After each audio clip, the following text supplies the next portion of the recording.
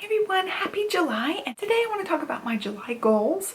I did kind of make some goals for last month, but this is the first month I'm really trying to stick to goals, trying to make sure I'm doing certain things. There's a couple of things on my to-do list I want to knock off this month, and I'm calling them goals. It's really just like monthly to-dos. I'm turning this into a planner video because it's always great to have goals.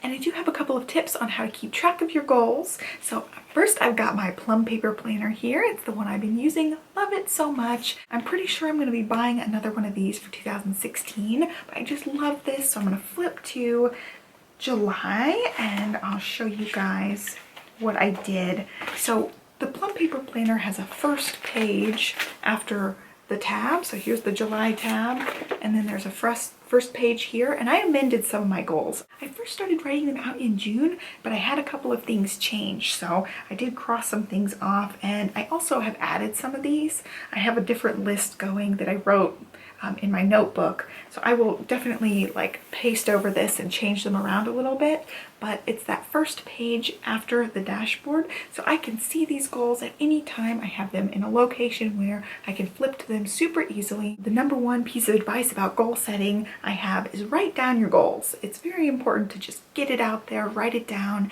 It makes it feel more permanent to me, and you can check things off as you go, and it's just, I don't know, it's really rewarding for me. So I know some of you guys watching the planner videos are the same way with that, so definitely write it down, and I put it in a location where I can find it easily. So some of my goals relate to Olivia. There's a couple of things I wanted to get done this month, and she's progressed so quickly in June that I had to cross off some of these. So for one thing, I wanted to get her out of the swing and into either the pack and play in our room or the crib in her own room, and she did so great. She just moved straight to the crib in her room, and she's been in the crib now for like 4 days. It's been great. Sleep at night has been wonderful. Naps have started off not so great, but now I'm figuring out what she likes for her nap in the crib, so it's been going a lot smoother.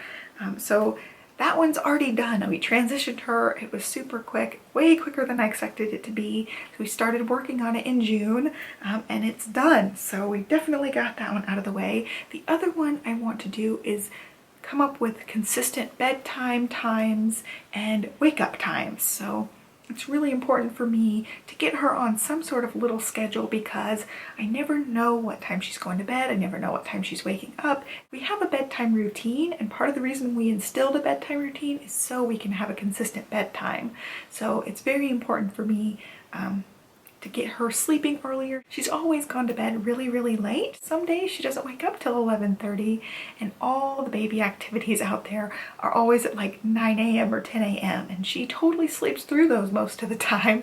And I'd like to have her in some classes here and there coming up soon. It's really healthy for them to have a consistent schedule so they can feel secure and they can know what to expect. So it's good for her and it's good for us, and we've been working on that a lot. Last night she went to bed at 8 o'clock, which is really early for her. Sometimes she didn't go to bed until like 11, so it's really something we're working on. So I call that goal in progress. So along with the goals for Olivia, I want to take advantage of our gym. Our gym has a daycare, so I would like to check out the daycare this month, not necessarily have her stay there at all, but I'd like to get a tour of it and find out the rules and everything about our gym's daycare. And also I want to find out about their rules regarding the pool, because they have an indoor pool and swim lessons start at 6 months, and I want her to get used to the pool before then so she doesn't freak out at 6 months when we start swim lessons. So that's one of my goals, is to get us going to the pool maybe weekly or every other week. Eventually I would like to go to the gym more regularly. I have not gone since she's been born, so I'd really like to get into the gym maybe 1 or 2 times a week or something and just do some working out. We have been walking, and that's another one of my goals. I'd like to walk 2 miles a day. A lot of days I hit that. I just take her out on walks twice a day usually, and so I just want to be really consistent about trying to hit that 2-mile mark every day that we can, weather permitting, of course. I don't take her out when it's nasty weather.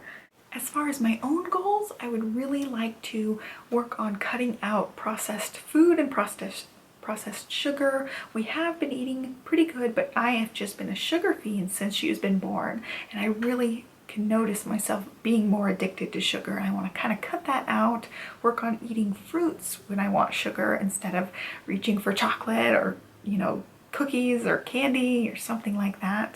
I really want to cut down on the sugar because I can tell I'm getting addicted. The other personal goal I have is to get into my scrapbook room and try to scrapbook every weekday, at least for a couple of minutes. It doesn't have to be long. I've got so many pictures and I love scrapbooking. It's just I put everything before that, and scrapbooking is my me time. You know, it's my time to unwind, relax, and stress relieve, and I have not been doing that, and I definitely feel the difference when I scrapbook versus when I don't scrapbook.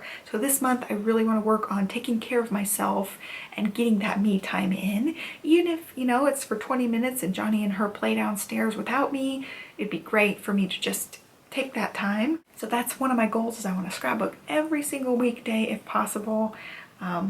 Just kind of force myself to come back in here. You know, at the end of the day, when I've finished all my chores and stuff, I'm super tired, so I might just make it like my first activity of the day. As soon as she goes down for her first nap, take the first 20 or 30 minutes and scrapbook, and just make myself a priority like that, because I've just been making everything else a priority, and I think that's a new mom thing. Hashtag mom life. I just put everything ahead, so I really want to work on that. I also have one goal for the house. I've been majorly trying to deep clean and declutter pretty much everything, and so I've got a couple of organization projects I want to finish up. I want to finish organizing our master closet. I'm almost done with it, but I've got a couple of tweaks I want to do to it, and then I want to organize under our guest bathroom sink. There's a big huge cabinet vanity in there, and pretty much it's junky right now. There's no organization system in place under there, and I'd like to get that organized really nicely with all her bath time stuff, and so I know where everything is. It's all easy and convenient there. And then I just want to continue decluttering some of the house. So we took 2 big carloads to Goodwill. We just got rid of a lot of stuff, and I still have more stuff to get rid of, and it was really like freeing to just get rid of all this stuff. I want to continue with that. I'd like us to have a more minimalist approach to everything, so getting rid of a lot of the junk this last month was great. I just want to keep up the momentum and keep doing that. And then my YouTube goals is just to continue making videos as much as possible, as much as she permits at this point. I'm not sure I can stick to weekdays at this point because her naps have been really iffy here and there, so I will just do the best I can with videos here and on my crafty channel. And that's it. So that's a lot of goals, but they're mostly, you know, overarching things. So they're not things I necessarily have to get accomplished this month, but they're things I'm going to work towards this month. Like the cutting sugar, I'm just going to start working towards it. It's going to be like an overarching goal for me for the next few months, probably, just to get rid of the sugar cravings. But I just wanted to share my goals with you guys, share a couple of tips with you guys, and that's it. So I would love to hear from you guys. What are your goals right now? I would love for you guys to list them down below, and we can all work on keeping each other accountable with our goals. I'll probably try to do some sort of wrap-up video or August goals video and talk about how well I did this month with my goals. So I would just love to hear what you guys are up to as far as goal making. So let's continue the conversation down below. And that's it. So be sure to subscribe to this channel so you don't miss any of my videos, and you can follow me along, and have a wonderful day. Bye!